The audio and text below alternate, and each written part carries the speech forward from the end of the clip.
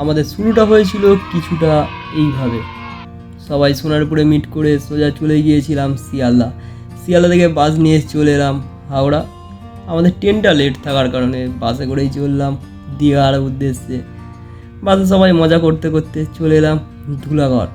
আর দেখতে দেখতে কিছুক্ষণের মধ্যেই আমাদের বাস চলে এলো কোলাঘাট। আর এখানে ওকে তাকাতে বলা হয়েছিল, তাকাইনি।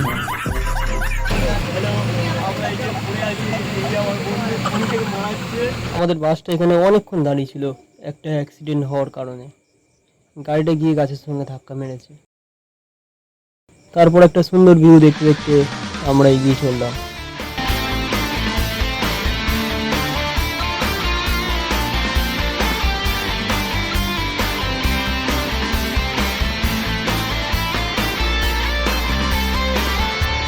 আর ফাইনালি চলে এলাম দীঘা।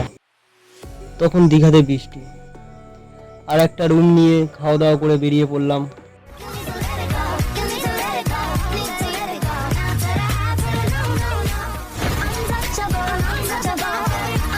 রাতে চলে গিয়েছিলাম ওল্ড দীঘার মার্কেটে। আসার পথে দীঘার জগন্নাথ মন্দির।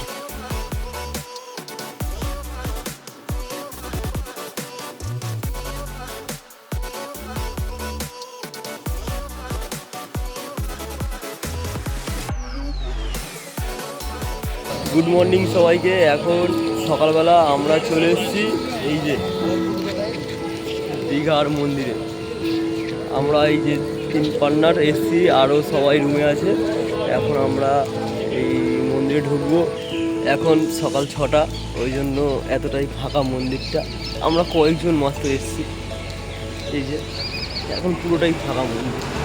এখন তো মন্দির বন্ধ আছে, মানে পুজো দেওয়া যাবে না, মন্দির খোলা আছে। সেই কারণে আমরা শুধু এমনি মন্দিরটা ঘোরার জন্য এসেছি। বৃষ্টি ভেজা সুন্দর একটা সকালে আমরা দীঘার জগন্নাথ মন্দিরে এসেছি। বন্ধুরা সব ভিতরে ঢুকেছে। মন্দিরের বাইরেটা কিছুটা এইরকম। চলো তোমাদের মন্দিরের ভিতর থেকে ঘুরিয়ে নিয়ে আসি।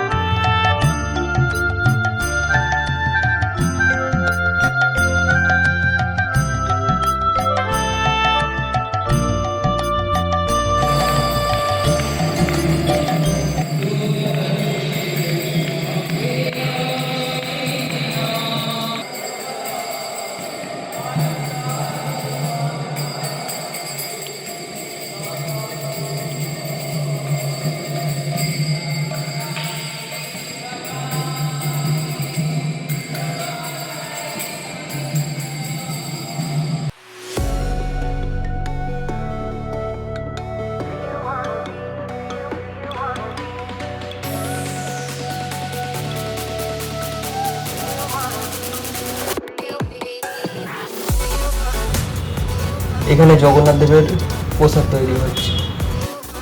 আর এই রথে করেই জগন্নাথ, সুভদ্রা, বলরাম মাসির বাড়ি যাবে। সবাই বলো জয় জগন্নাথ। জয় জগন্নাথ। তোমরাও কমেন্টে একবার জানিয়ে দাও জয় জগন্নাথ।